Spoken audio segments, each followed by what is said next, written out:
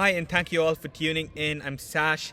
You can find me on Twitter at LTArsenal. I hope you guys are all having an amazing weekend and looking forward to what is going to be a super exciting week as an Arsenal fan, with multiple signings reportedly close. The signing of Gabriel Jesus done, as Fabrizio Romano reported a few hours ago, then confirmed by The Athletic and Charles Schwartz as well, that everything is done and Gabriel Jesus is expected to be an Arsenal player, with an announcement set to take place sometime in this week. It'll be interesting to see when Arsenal's social media admin decides to announce it, because as you know, we love to take our time with some of these announcements. But having said that, I for one am so happy with this signing. I think Gabriel Jesus is a player that will fit Arsenal so well. I think it's a match made in heaven in many ways because of where the player is in his stage of his career and how Arsenal play as well, because what we want from a striker is to be super well-rounded, is to link up play. We need that player who can be the star, who wants to be the star and step up in key moments. And I think Gabriel Jesus at Arsenal will be that, because I think at City he was always one player out of many good players, but at Arsenal he can be the star. And let's make no mistake either, he's not a City reject because he started over 20 plus games in each of the last 3 seasons. So for me, Gabriel Jesus is a fantastic player. So I don't get this notion that he's a reject and we're signing the rejects of the top teams. I just think it's a phenomenal signing who will elevate Arsenal and take us to the next level. So I for one super excited by this signing. And I think also you have to see he can play he can play many different positions. He can play on the right, he can play on the left, he can play down the middle. So I think the versatility is something that is so encouraging for us. And I for one am looking forward to it. And I look forward to the announcement video as well. Obviously, it's Arsenal's big signing of the summer, one of our big signings. And I'm looking forward to see what the social media admin comes up with for this one. Which takes us to our next one, which is Rafinha, another Brazilian, another player that Edu knows quite well through his agent Deco. Him and Edu are really close, and as things stand, it seems like Arsenal are in the ascendancy for the player. It seems like we are the ones who seem to really be the front runners. This is something that is reported by multiple different outlets who claim that Arsenal have the edge, in terms of not just like the players like wage demands and price, but also his preference. We know he wants to play for Barcelona, but as things stand, they can't afford him. So Arsenal seems to be the next best option. David Ornstein did say that at Chelsea they see him more as a wing back, which is quite shocking because of the talent the guy has. And at Tottenham, they're Tottenham, so I don't see why he would want to go there anyway. So it looks like Rafinha to Arsenal could happen pretty soon. Talks are said to be at an advanced stage by multiple journalists, and usually when reporters who are close to the club say something on the lines of Arsenal are confident, which they did say, and they use this word which I like a lot, cautiously optimistic. And when they speak in those terms, it usually means that it's pretty close and it's likely to happen. And I'm super excited by this one as well because Arsenal needs some good squad depth. People say he plays the same role as Saka, but I want squad depth, I want players challenging each other.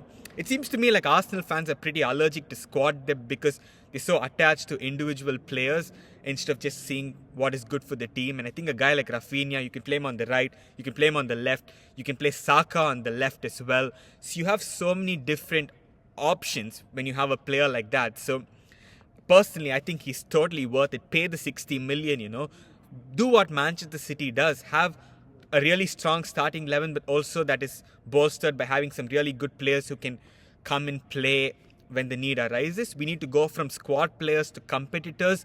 And I feel like having the likes of ESR and Martinelli in the background pushing for a place is something that is really going to raise the level of our attack. And people will say that we're signing only players from Brazil and stuff like that. Personally, I couldn't care less. Sign players who can elevate the team, sign good players, and it's exactly what Arsenal are doing. So much room for optimism with this one as well.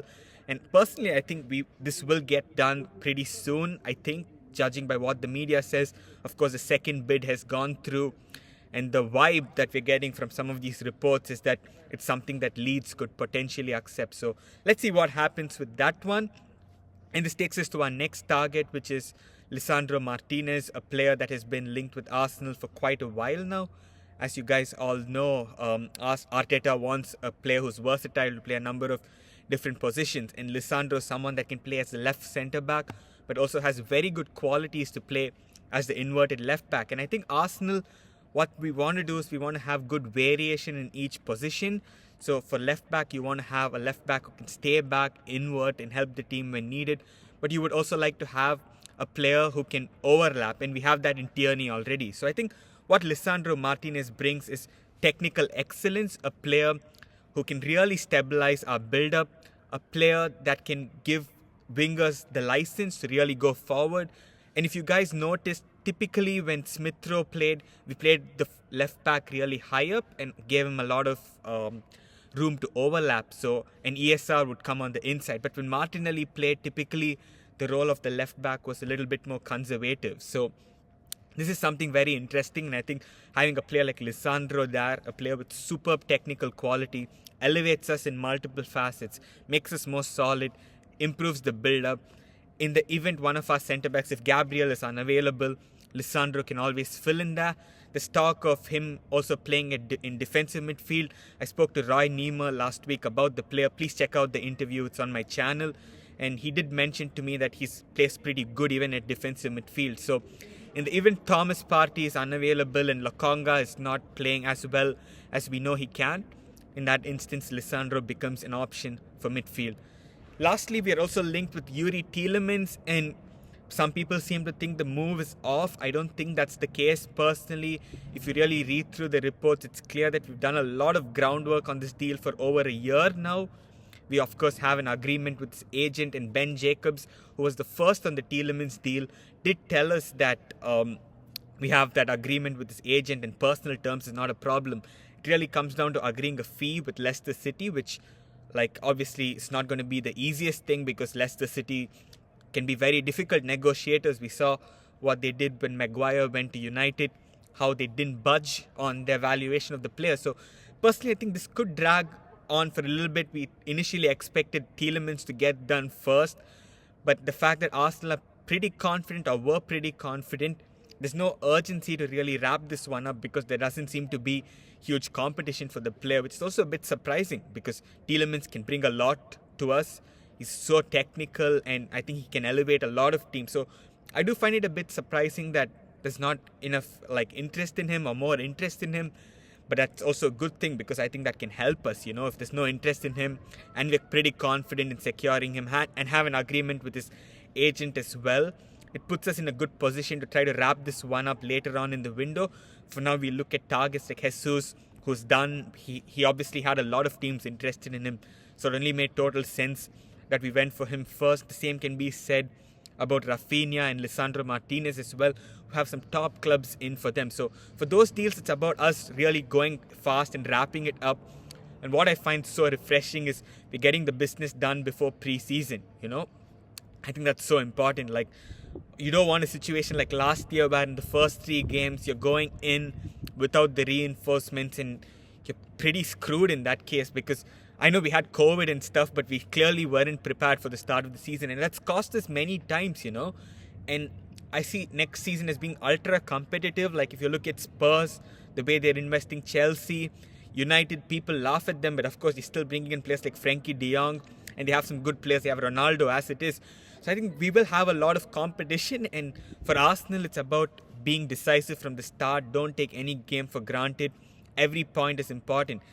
Last season, the narratives would be very different, if we would basically finish 2 points behind 4th, and if we had won 1 game at the start of the season, we're in Champions League. So you can't underestimate the impact of fine margins, and I really find it good that Arsenal are finally trying to get the business done fast. There's some talk of Arsenal using agents like George Mendes. I know he's not everyone's cup of tea, certainly not Wenger's cup of tea. But if it means that we can wrap up the business quicker, even paying that little bit of agent fee or that slightly excess value above a team's asking price might be a wise call to maximize everything in the short term and have the player ready. And I think pre-season is so important to integrate a player. It's a good time for them to first of all acclimatize to how we want to play and also be there in the right level physically. So it's good that we're trying to get the business wrapped up early. I think like 90 to 95% of the business will be wrapped up early. Apologies for the sound of the train. This is one of the downsides of filming at the Emirates. The trains keep coming, even though I heard that there's like a strike and stuff. They still keep like coming every like 10 minutes. So apologies for that. And that's about it for the incoming. So 4 players that we are looking at.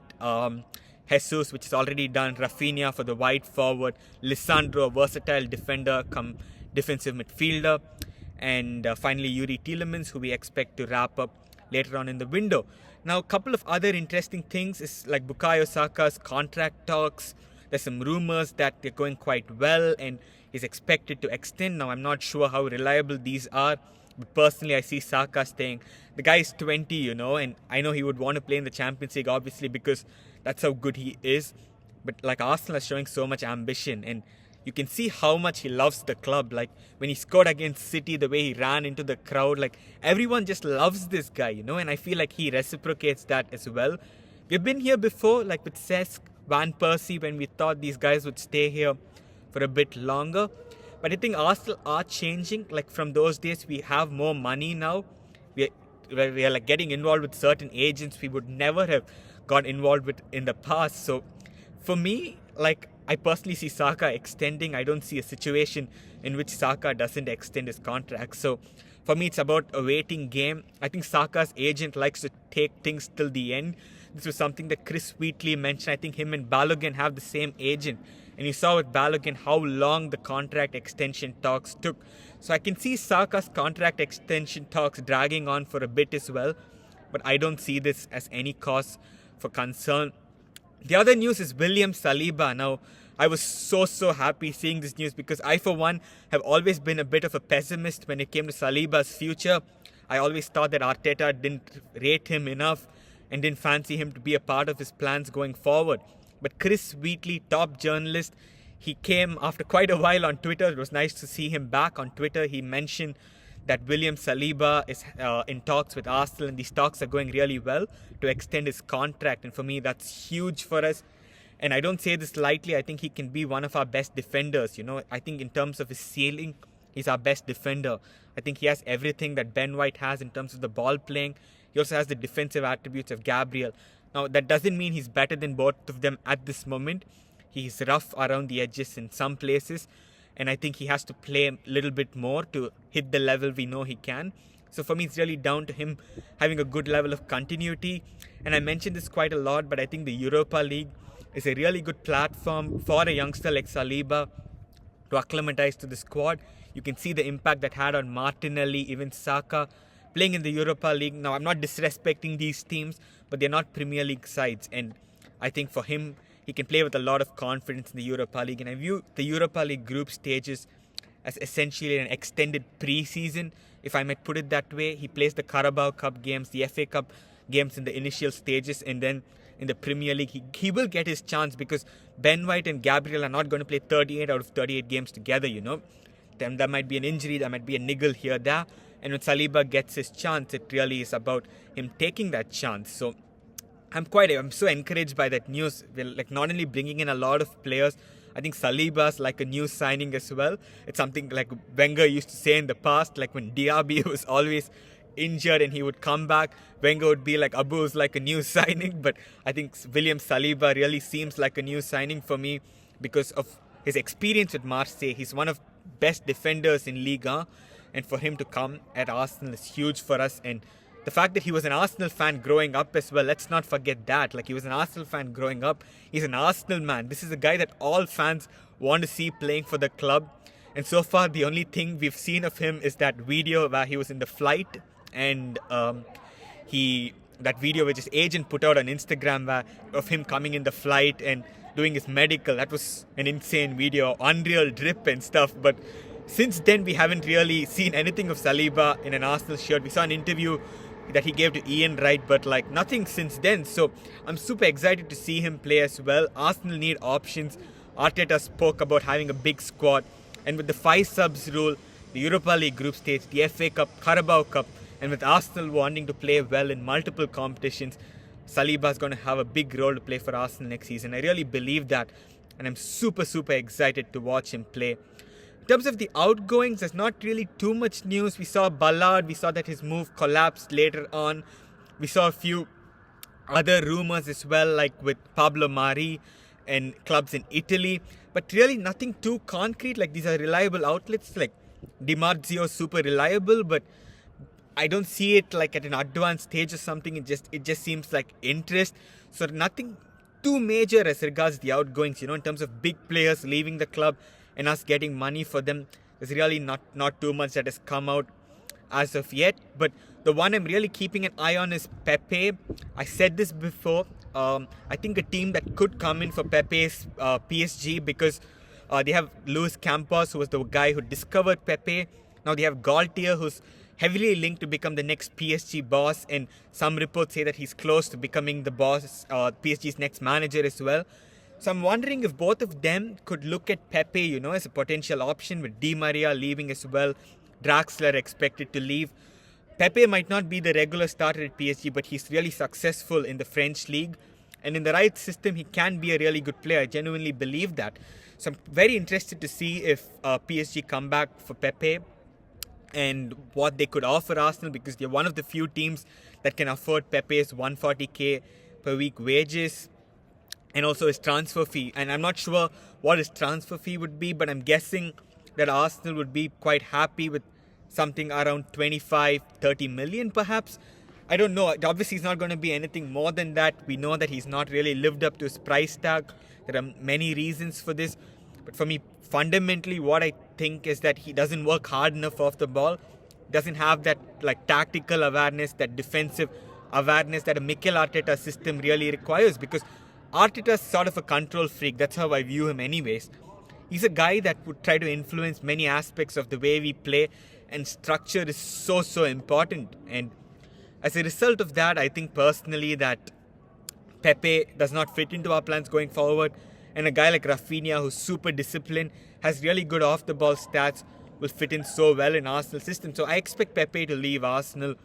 I'm just not so sure as to when he might leave, but I expect him to leave hopefully by the end of the window, even if it's not on a permanent deal, probably worst case scenario, a loan, with us paying a portion of his wages. But what I like is that Arsenal are anyway going for the incomings, and this was not the case last window. Like, we were very interested in Tammy Abraham. We could have got him for 40 million, which I think is an amazing deal. But we were waiting for Lacazette and Aubameyang, and obviously these guys didn't end up leaving, so we missed out on a really good player. We're not making the same mistake again, which I personally find very refreshing, that we're learning from our mistakes and looking to first bring in the players and then see whatever we can do with certain sales. Of course, in some cases, you have to write off the signing like Pepe. It is what it is. It's happened. It's in the past. We just have to move forward. So, very exciting times ahead. This is so refreshing. I did think Arsenal would have a really good summer transfer window, but they've outdone my expectations as well. And super exciting coming weeks, guys. We really have to enjoy it, because it's not every transfer window where we're going to spend close to 200 million or something. So let's just enjoy every moment of it, and hopefully there'll be some level of unity within the fan base for the next few weeks, until we lose a game or two in the league and again it becomes super toxic. It'll be nice if we all can just enjoy the coming weeks ahead, the signings that are being made, really get behind the team and see where things go. So let's now get straight into the Q&A and as well some of your opinions that you shared with me on Twitter earlier today. So we first start off with Arsene Dal, who says, I have one. As there are a mix of targets that are already on the Premier League or abroad, how long do you think it will take to integrate this number of new players into Mikel Arteta's system? It's a really good question actually, and I think this will speak a lot about how good of a coach Arteta is, because he has a very clear idea of football. And I think that most of our new signings last year, they really hit the ground running. And as well, players like Raphina, Jesus are players that have been in the Premier League, and I feel like they fit into the way we want to play really well. So personally, I don't expect it to take too long. In fact, I see a very early adaptation, because some of these players have something to prove, Jesus wants to be the main guy in the team. Rafinha as well, coming from Leeds to Arsenal, it's a step up for Rafinha. So I think these players will really give a lot right from the start. Even some of the other players potentially like Lisandro, Martinez, Fabio Vieira, these players have a lot to prove as well. The good thing about these players is they're technically so good.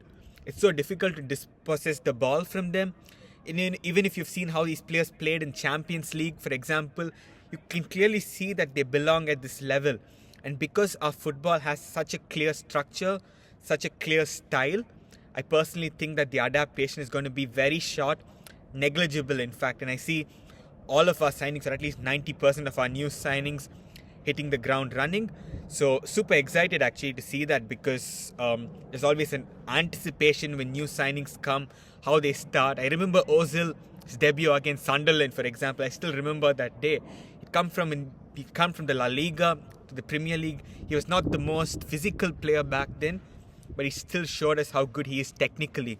And I think all of our new signings fit the technical profile that our team entails. So I'm super excited for that. Jan says, so far with Jesus, it's 5 out of 10. With Raphina and Lisandro, it's 8 out of 10. With Tielemans or another good CM, 9 out of 10. If Saliba and Saka signs new contracts, 11 out of 10. So I'd actually asked some of you guys to rate the window so far. And this, I think, is a really nice response, because I think, yeah, with just Jesus, it's not a great window. But if you're adding Rafinha and you're addressing the fullback issues, it certainly becomes really good. But on top of all of this, if you're adding a central midfielder like Tielemans and extending the contracts of certain key players, I think you really can't ask for more than this. Like, we're not even in Champions League and we're doing all of this.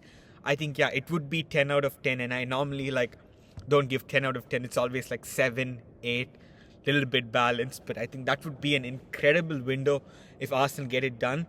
I also want to say that I hope there's no, surprise out or something. I don't see that being the case, but I don't want us to sell any of our good players. There was some talk of Tierney being subject to interest from City, Newcastle as well. I don't want us to sell him. I want us to keep our good players and add very good players to them. So I totally agree with your assessment. Very logical. You gave different scenarios and gave a rating. So yeah, great opinion. Next is Blado, who says we need Rafinha, Martinez and Tielemans. Totally agree. We then have Paul, who says, any news on any outgoings? We have to balance the books a little at some point. Do you see any first choice or bigger name players leaving?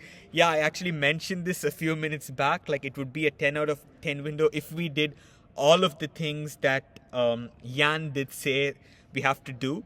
But if we end up selling a big player, then personally I would be very, very disappointed, because that would, personally, I don't want us to weaken our team in any way, and we have to add to good players, not get rid of them. Personally, I don't see any big player leaving. I think all the players at Arsenal right now are happy. I don't see any surprises either, so that's a good news. I think the Tierney links, they're not so concrete. They're just speculation. So personally, I don't think we have anything to be worried about. And let's hope we can add to our already amazing core of players, because I think we really built the foundations in the last year. We have a really good defense, good holding midfielder in Thomas Partey. We have some good young attacking players coming up. So let's just try to add to these players and let's see where that takes us. We have Luke Tattersall that says the window 6 out of 10 so far. We're making good business and quickly. Feel like in the past we've always been a bit last minute. Be nice to have a full preseason with a new squad. If we sign all the players we seem to be in for, then 10 out of 10. DM, left back and striker are essential. He also mentions about the new Champions League rules. So yeah, I totally agree with you. It's quite similar to what Jan said about if we sign and do this business, it would be 10 out of 10. And I think a lot of fans will agree with that as well. I think at this point, if you're not seeing what we're doing in this transfer window and you're looking down upon it, that's just I think that's just being toxic personally and a bit negative, because you have so many things to actually look forward to in this window, and we're doing some amazing things. So like I said, be optimistic if you can, if you really find these signings to be good, which I do, and which I think any rational football fan would. Be excited, as Josh Kroenke said a few years ago.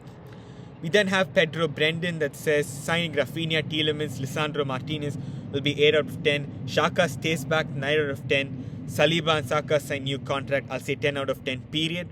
I agree with you. Personally, I want us to keep Saka as well. I know he's not everyone's cup of tea, but I think he's a leader behind the scenes. And having a senior player like that to guide some of these new youngsters will be really good. He's not on some exorbitant wage either, and it's not like we're going to get like 40 or 50 million while if you're selling him. So might as well keep him and like keep him with the squad. I don't see the harm in us keeping Xhaka. I think his role is going to be a little bit diminished because of how Arsenal are playing with the 4-3-3, where the 8 has to be a little bit more box to box, a little bit more mobile. But I think still having Xhaka as part of the squad, he will definitely be an asset for us. We then have at Semperfi Arsenal, who says, had 2 questions. As a match-going fan, what changes would you like to see in VAR? Which was your favourite game when you were present in the stadium last season? And your least favourite game? Personally, I think VAR is really good. I've always believed in it. I think what needs changing are some of the officials that are behind it. And until that changes, people are always going to debate about VAR. Is it good? Is it not good? But I think you first change the officials, Try to get officials who are tech savvy, get modern people who are able to use technology for doing good. Because I, for one, think that like Mike Dean and guys like this, if you have him, he's going to make wrong decision after wrong decision. Also, I think if you look at the number of decisions that are overturned based on the advice, every time the referee goes towards the monitor to review a decision, they seem to overturn it.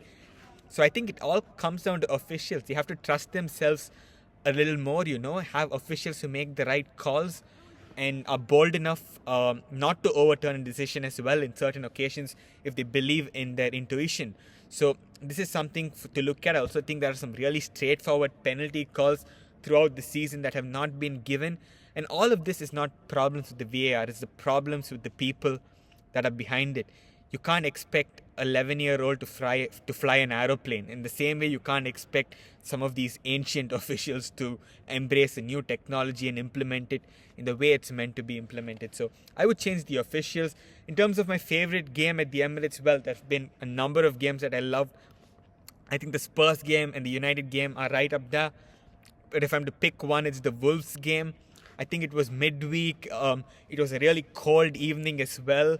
And that was a day that was incredible for me because just a few days ago, Arsenal had done that advert with that chips in fish bar. And right before that game, it was so crowded. And just getting into the stadium, the vibes were so good. We, of course, went down early on. After 78 minutes, it was still 1-0. Wolves players time wasting. But we found a way to come back. And I was actually sitting block 1 that day, just behind like the coaches and the staff.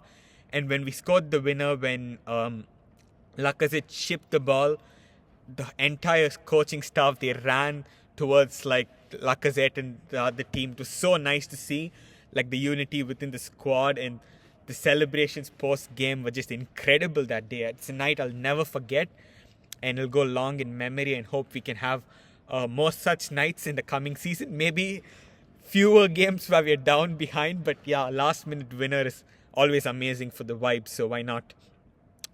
Harry says it's a 9 out of 10 window. He says, will Saka sign a new contract? Not a lot has been said about that. I touched upon it a bit briefly earlier that there have been some rumours on Saka being in talks with Arsenal. I personally don't think it's going to be a problem. I think he will stay at the end. And like I did say, his agent has a habit of taking some of these negotiations right down to the wire. So don't be too stressed if it drags on for a little while more. You might see more links as well from Liverpool City, and I view all of this as just coming from the agent. So don't stress too much. I think he will sign with Arsenal. African Gunnar says, who do you think is more important for Arsenal to sign, Tielemans or Martinez? Great question. I think both are super important, but if I'm to pick one, I would go with Martinez because we need a left back when Tierney is injured. The guy misses about 15 games a season, and if he's unavailable, the drop-off is far too high. And also Lisandro can play as a centre-back, so 100% Lisandro. I want Tielemans as well, but at least even if we don't buy him, we have Fabio Vieira, who's a huge player who can play in that role. So for me, Lisandro Martinez is the main guy. We have to get him in 100%, and judging by some of the reports, it seems like we are growing an optimism for him as well. It's one to keep an eye out for. We have at Footy Lens who says, are there any games bar the NLD that you're particularly excited to see? Which of the new signings are you most excited to watch in action? Well, for me personally, I love Arsenal versus United. Personally, I dislike United more than Spurs. I don't know if it's just me.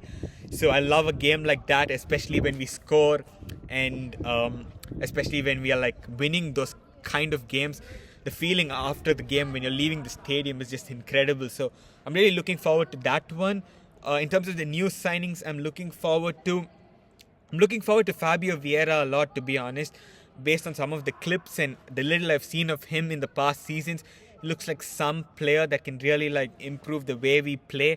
I'm obviously excited about Rafinha, Jesus, but that's known entity. But I think Fabio Vieira seems to be like this world-class potential player who everyone's been raving about. So he's a player I'm totally like looking forward to seeing, and hope we get to see him in the Emirates Cup as well. I'm actually going for that game, so looking forward to his debut and a few others as well, hopefully by then. We then have Moeed Khan who says, having signed Fabio, Jesus and Turner and with potential incomings, do you think Arteta might struggle to integrate them smoothly and get things going? On paper, we're said to have one of the best transfer windows in Europe. Totally agree with the second part. And the first part, I had actually addressed it a bit earlier in the Q&A that I don't see a huge problem about integration because of how good our squad is, how clear our tactical identity is. I don't see integration being a problem. We have a good starting 11 as it is. So even if someone does not straight away show what he can do right from the start, it's not a problem because we do have a big squad and someone else can fill in. So I don't see it being a huge issue at all. Ian and a lot of others actually asked me this question. He says, moving to England this September, any tips on attending Arsenal games from time to time? Like, how can I get tickets for cheap, etc.? Now, it's a great question. Even I had these questions last year. But the thing is that it's super easy to get tickets if you're like a Red member. So essentially, if you're a Red member, you have to pay like 35 or 40 pounds. It's the official Red membership of Arsenal. And having this membership, you could buy like tickets on specified dates at specified like times. They would put that on the website and you could just pick it up for the games you want to go to. The alternative is if you're not able to get a ticket on that specified time slot, if it's all over or something, don't stress. The alternative is to buy it off the ticket exchange. So typically I would say a few days before each game, some people who are members are sure that they're not going for the game for whatever reason. It could be many reasons, like some of them might have work if it's a midweek game. If it's a weekend game, some people might have other stuff to do. Many of our season ticket holders also don't even live in London, so they're not even able to be physically present here.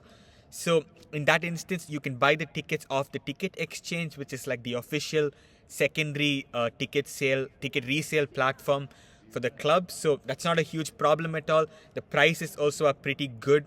Like for example, I got the Arsenal United ticket for like £64.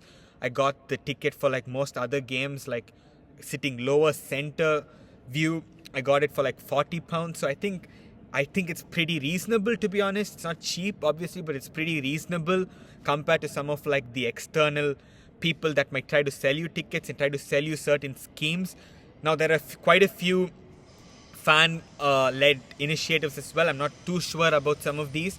You might want to just do a little bit of research on that. I'm not 100% sure of these. But the official way to go about it, and the best way to go about it, in my opinion, become a Red member, buy tickets on the specified dates. If you're not able to get the tickets, you can also buy it off the exchange. So this is what I would say. And one more thing I'd highly recommend is to get tickets for like the youth games.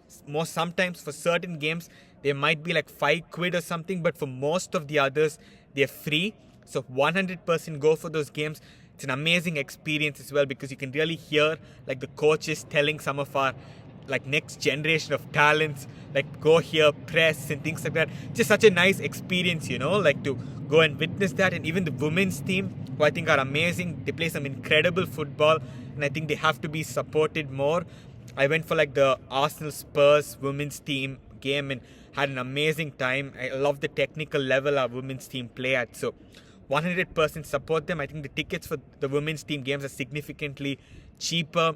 Like probably like you can get it for like £10 or so. So definitely check out the youth team games and the women's team games in addition to some of the men's team games. Also for like the Carabao Cup games and like the FA Cup games, there's a good chance that these tickets go on general sale. So, which is like it's open to the public even if you're not a member. So keep an eye out for that. If you don't want to spend 40 quid on a membership, you just want to go for an Arsenal game or two, there's a good chance for like a specific Carabao Cup game that anyone from the public can buy it, and it's not too expensive either for such games. So keep an eye out for that. And if you need any help in terms of how to go about it, or you're having some technical issues or some trouble, you can contact me and I can try to help you guys to the best way I can. You can drop me a DM on Twitter or even email me. The email is in the bio of my YouTube channel and of my Twitter. It's ltarsenalfc@gmail.com, so you can email me there and I can help you guys out if you need it. So yeah, this is all to do with tickets. I hope that clarifies something briefly. I plan to do a more detailed video on it like pretty soon, because a lot of people have this question and a lot of people are getting scammed as well by like unofficial sources. So I want to address this and hopefully it can help a lot of Arsenal fans. Lastly, we have Waza, who says, "Hi Sash, do you have Martin Odegaard? Do you think Martin Odegaard could operate in an inverted wide left role similar to Santi Cazorla? Also, do you think he could be a rotation for Saka against lesser opposition if he's not available? I find the Fabio Vieira purchase very interesting, adding numbers." That's such an interesting question because Cazorla did play in a number of positions at Arsenal, and obviously he played in the left in the 2013-14 season, I think, when Arsenal signed Mesut Ozil. I think the season before, Cazorla was playing more as a number 10, and with the signing of Ozil, he moved towards the left, playing very much in the half space. Personally, I don't see Odegaard as someone that can play wide left, because I don't think he's a good enough dribbler the way Cazorla was. Getting past 3-4 players in quick succession is not something we've seen Odegaard doing. He's more of a glider, a guy who's better, like I feel, in the more central areas of the pitch. He's a good manipulator of the ball and space. I can see Odegaard playing well in the left 8 role that Saka was playing at the back end of the season in our 4-3-3 in the 3-man midfield, where obviously we have Partey as the lone pivot in 2 hybrid type players ahead. I can see Odegaard playing on the left side of that in a similar way he's played on the right. In fact, I would like him to actually play that left role, because sometimes I think him and Saka, they come in each other's way. I know they have a good dynamic, but I think sometimes with 2 left footers there, it kind of limits you a bit because both of them are trying to come inside. Now I know Saka's really good with his weaker right foot, but my personal preference would 100% be for Odegaard to play on the left side of that midfield. I think someone like Fabio Vieira, like you said, I'm also super excited by that signing.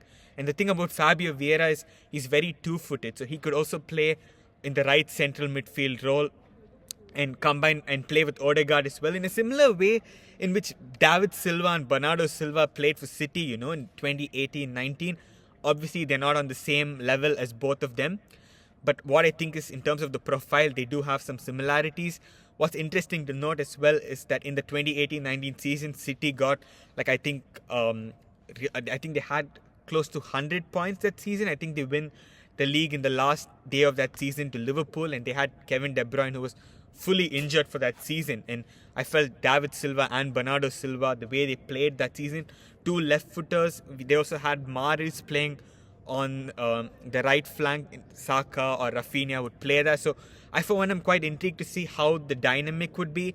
I'm still personally in favor of signing Tielemans for that left 8 role, even though I like Odegaard to play there potentially, because I think we could have Saka, Jesus, Rafinha as the front 3 next season.